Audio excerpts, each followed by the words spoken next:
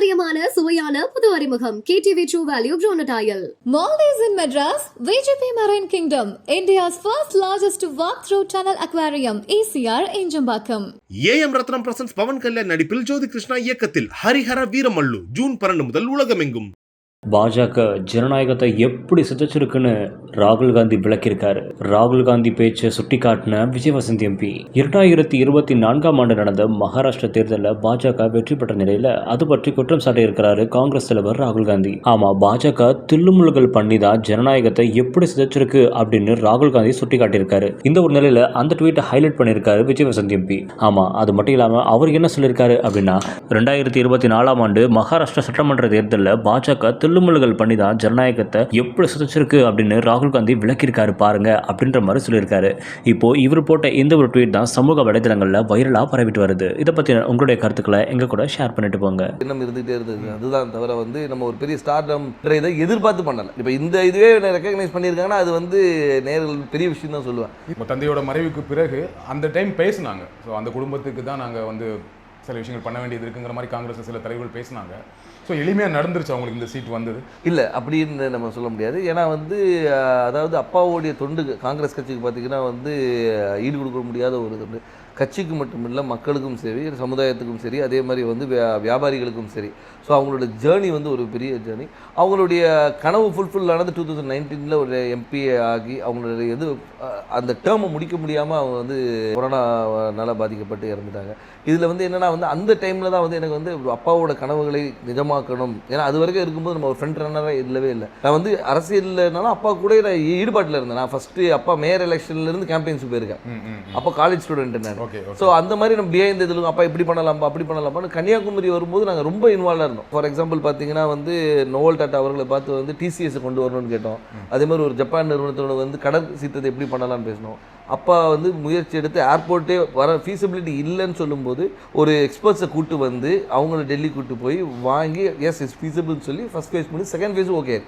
So இந்த மாதிரி ஒரு விஷனோட போயிட்டு இருக்கும்போது திடீர்னு மறைந்த உடனே ஐயோ அது பண்ண வேண்டிய கடமை நம்மளுடைய கடமைன்னு நான் சொல்லுவேன். ஒரு தந்தையை விட்டு போன பணிகளை மகனாக செய்ய வேண்டியது. அது குடும்ப ரீதியாகவும் சரி, வசந்தன் கோவாக இருந்தாலும் சரி, சமூக பணியாக இருந்தாலும் சரி இது எனக்கு செய்ய வேண்டிய கடமைன்றதை எடுத்து உங்களுக்கு அந்த கடமையை அதை நம்ம பண்ணணுங்கிற ஒரு ஆசையும் கடமையும் இருக்கு. பட் கட்சிக்குள்ள அதை முழுமையாக ஒத்துக்கிட்டாங்களா? கட்சிக்குள்ள முழுமையாக ஒத்துக்கிட்டாங்கன்னா நான் மறைந்த பின்பு நான் உள்ள வரல. அதுக்கு முன்னாடி AICC மெம்பராக இருந்திருக்கேன், ஆர்ப்பாட்டங்கள் கலந்துருக்கிறேன், நிகழ்ச்சிகளில் கலந்துருக்கேன். ஏன்னா அப்பா ஃப்ரண்ட் ஹேண்ட் இருந்தாலும் நம்ம தெரியல. நிறைய பேர் கேட்டாங்க நீங்கள் கட்சியில் என்ன இருந்தீங்க சார், நான் இதில் இருந்த பாருங்க அப்படின்னு ரெஃபரன்ஸ். ஓகே நீ இருந்திருக்கீங்களான்னு ஒரு இப்போ அப்பா மறைவு பின்பு நம்ம தெரிஞ்ச உடனே ஒரு லைம் லைட்டில் வந்த மாதிரி. நடுவில் கார்த்தி சிதம்பரம் அவர்கள் கன்னியாகுமரி தொகுதிக்கு பிரியங்கா காந்திக்கு விருப்ப மனு கொடுத்தாரு இல்லையா? அப்போ எப்படி இருந்துச்சு அது? அப்போ எனக்கு என்ன தோணுச்சுன்னா, ஓகே கட்சிக்குள்ள அதுக்கு முன்னாடியே பேசிட்டு இருந்தாங்க, விஜய் வசந்துக்கு தான் தொகுதி கொடுக்க போறாங்க அப்படின்னு பேசிட்டு இருக்கும்போது இந்த ஒரு நிகழ்வு நடந்தது. கட்சிக்குள்ள அப்போ ஒரு சப்போர்ட் இல்லாமல் இருக்கும். அப்படி அதாவது அதுக்கு தான் பேர் விருப்ப மனுனே வச்சிருக்காங்க. அவங்க விருப்பப்படுறவங்கள இது பண்ணுறது தான் விருப்ப மனு வச்சிருக்காங்க. ஏன்னா அப்பா போட்டியிடும் போது ராகுல் காந்தி அங்கே போட்டியிடும் சொல்லி விருப்ப மனு கொடுத்தவங்களும் இருக்காங்க. ஸோ அதனால அந்த விருப்பத்தை ஒரு அகில இந்திய தலைவர் நம்ம தொகுதியில் கன்னியாகுமரி காங்கிரஸோட கோட்டையாக இருந்த ஒரு காமராஜர், குமரி அனந்தன் இவங்கெல்லாம் வெற்றி பெற்ற ஒரு டென்னிஸ் எல்லாருமே வெற்றி பெற்ற ஒரு காங்கிரஸோட இதாக இருந்தனால அந்த ஒரு பலம் இருக்கிறதுனால பண்ணால் நல்லா இருக்கும்ன்ற ஒரு இப்போ சீட் கொடுத்தாச்சு. எந்த அளவுக்கு நம்பிக்கையாக இருக்கீங்க? ரொம்ப நம்பிக்கையாக இருக்கு. மக்கள் என்ன ரெஸ்பான்ஸ் சொல்கிறாங்க? மக்கள் ரெஸ்பான்ஸ் ரொம்ப நல்லா இருக்கு, ரொம்ப நல்லா இருக்கு. அதே மாதிரி என்னன்னா ஆதரவும், அதாவது முதற்கண் கட்சியோடைய ஸ்ட்ரென்த்தும் எங்களுடைய கூட்டணியோடைய பலமும், அதுபோல் அப்பா விட்டு சென்ற பணிகளும், அதுபோல் ராகுல் காந்தி அவர்களுடைய வருகை அந்த கரெக்டாக அந்த மார்ச் 1 வந்தது ஒரு பெரிய எழுச்சியை கொடுத்தது. எங்கள் தொண்டர்கள் மத்தியிலும் சரி, பொதுமக்கள் மத்தியிலும் ஓகே நம்ம ஊர் வந்திருக்காங்க, அவர் அதாவது ஒரு தலைவராக வராமல் ஒரு தொண்டனாகவும் சராசரி மனிதனாக வந்தார். இப்போ நீங்கள் எல்லா தலைவரும் வராங்க, மீட்டிங் போடுறாங்க. அப்படி இல்லாமல் ரோட்டில் ஒரு டீ கடையில் நின்று ஒரு பையனை கூப்பிட்டு பேசி அவங்ககிட்ட ரன்னிங் இன்ட்ரெஸ்ட்டுன்னா ஷூஸ் இருக்கா இல்லைன்னா ஷூஸ் வாங்கி கொடுத்து அனுப்புகிறேன். ஸோ இந்த மாதிரி ஒரு பர்சனல் கனெக்ட், திடீர்னு போய்ட்டு ஸ்கூலில் போய் தண்டல் எடுக்கிறாரு, இன்ட்ராக்ட் பண்ணுற ஸ்டூடெண்ட்ஸோட. அதே மாதிரி பார்த்தா இதுக்கு முந்தின இதில் நெசவாளிகளும் சரி, விவசாயிகள் இன்ட்ராக்ஷன், மீனவர், அந்த மாதிரி எல்லாரோட கனெக்ட் பண்ணும்போது நம்மளோட ஒருத்தர் அவர் அப்படின்ற ஒரு அஃபினிட்டி வருது. அது போக மட்டும் இல்லாமல் இப்போ ஆளுகின்ற பிஜேபி அரசு மீது உள்ள எதிர்ப்பும் அதிருப்தியும் கூட ஒரு பெரிய பலமாக இருக்கும். கன்னியாகுமரியில் பிஜேபிக்கு கொஞ்சம் ஸ்ட்ராங் இல்லையா? பொன்னார் அவர்கள் ரொம்ப ஸ்ட்ராங்கான கேண்டிடேட் தான் இல்லையா? அதை மறக்க முடியாது. கண்டிப்பாக அதை நம்ம மறுக்க முடியாது. நம்ம வந்து அதாவது பிஜேபி தரப்பில் திரு பொன் ராதாகிருஷ்ணன் அவர்கள் வந்து ஒரு 2 முறை எம்பியாக இருந்தவர் தான், ஒரு பெரிய வேட்பாளர். ஆனாலும் எங்களுடைய கூட்டணி, அதாவது எங்கள் திமுக சார்ந்த கூட்டணி வந்து மிக பலமான கூட்டணி சொல்லலாம். அது வந்து திமுக மட்டும் இல்லாமல் எங்களை சார்ந்து இருந்த மதிமுக, அதுக்கு ஒரு விடுதலை சிறுத்தைகள், அதுக்கு ஒரு முஸ்லீம் லீக், அதுக்கப்புறம் மனிதநேய மக்கள் கட்சி, இது எல்லாமே பார்த்திங்கன்னா வந்து எங்களுடைய ஒவ்வொரு பேஸையும் கவர் பண்ணுது. அதாவது ஒரு முஸ்லீம்ஸ் கவர் பண்ணுது, திமுகவோட ஸ்ட்ராங் ஹோல்டு, மதிமுகவோட ஸ்ட்ராங் ஹோல்டு, அந்த மாதிரி வந்து எல்லா பாக்கெட்டும் கவர் பண்ணி எங்களோட ஸ்ட்ரென்த்தை வந்து நாங்கள் இன்னும் மொபிலைஸ் பண்ணி வச்சுருக்கோம். ஸோ இப்போ பார்த்தீங்கன்னா வந்து இது வந்து எங்களுடைய ஷுவர் ஷாட் விக்ட்ரின்னு சொல்லலாம். ஸோ உங்கள் கூட்டணியோட ரொம்ப ஸ்ட்ராங்காக இருக்குது, அந்த கூட்டணியை ஒரு பெரிய வெற்றி தேடித்தரும்னு சொல்கிறீங்க. கண்டிப்பாக. திரு வசந்தகுமார் அவர்களுக்கு கன்னியாகுமரி தொகுதி மக்கள் வாக்களித்தாங்க. ஏன் விஜய் வசந்த் அவர்களுக்கு வாக்களிக்கணும்? ஏன் உங்களுக்கு வாக்களிக்கணும்?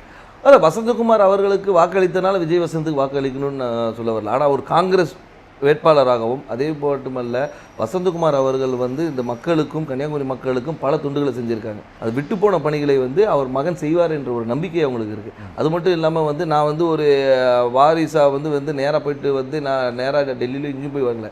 அடுத்த நாளே மக்களை சந்தித்தேன், மக்களோட இருந்தேன், எல்லா நிகழ்ச்சிகளை கலந்து கொண்டு எல்லாரோட நிறை குறைகளை கேட்டுட்ருக்கோம், மக்களாக இருந்தோம். அது ஏன்னா எடுத்தவொன்னே அக்செப்ட் பண்ணிக்க மாட்டாங்க. கேட்குற கேள்விக்கு தான் சொல்கிறேன், அதை அக்செப்ட் பண்ண வைக்கிறதுக்கு நான் ஒர்க் பண்ணேன். ஸோ அதனால் வந்து அப்பாவுடைய இடத்தை வந்து மகன் வந்து நிரப்பார் என்ற நம்பிக்கையை அவங்களுக்கு கொடுத்தேன். அந்த நம்பிக்கையை வந்து எல்லார் மேலேயும் பெருசாகவே இருக்குது. அதனால் வெற்றி வாய்ப்பு ரொம்ப நல்லா இருக்குது. குமரி மாவட்டத்தில் வரீங்க, ரொம்ப படித்த மாவட்டம், ஆனால் அங்கே நிறைய பிரச்சனைகளும் இருக்குது. அதை கரெக்டாக ஐடென்டிஃபை பண்ணியிருக்கீங்களா? என்னென்ன திட்டங்கள் வச்சுருக்கீங்க? கண்டிப்பாக. அதாவது வந்து நீங்கள் கன்னியாகுமரியை பொறுத்த வரைக்கும் பார்த்தீங்கன்னா வந்து இந்த மிக்ஸ் ஆஃப் ஆல்னு சொல்லலாம். அதாவது கடல் இருக்குது, மலை இருக்குது, எல்லாமே இருக்குது. அதனால் வந்து மக்களுடைய தேவைகளும் அவங்களுடைய இதுவும் நிறைய வேறுபாடுகள் இருக்குது. ஒரு பாக்கெட்டையும் நாங்கள் அனலைஸ் பண்ணி வச்சுருக்கோம். அதாவது இந்த மக்களுக்கு இது தேவை, இவங்களுக்கு இது தேவையில்லைன்ற அளவுக்கு அனலைஸ் பண்ணி வச்சுருக்கோம். மக்களுக்கு விரோதமான எந்த ஒரு சட்டத்தையும் கொண்டு வரக்கூடாது என்ற ஒரு முடிவும், மக்களுக்கு எப்போவுமே நன்மை கொடுக்கணுன்ற ஒரு சட்டத்தை கொண்டு வரணும், அவங்க மக்களுடைய வாழ்வாதாரத்தை உயர்த்துகிற அளவுக்கு என்ன செய்யணுமோ அந்த திட்டங்களை கொண்டு வந்து. எனக்கு தெரிஞ்ச வரைக்கும் குமரி மாவட்டத்தில் வாழ்வாதாரம் ஓரளவுக்கு நல்ல வாழ்வாதாரம் இருக்கும், எல்லாமே படித்தவங்களாக இருப்பாங்க, வேலையில் இருப்பாங்க.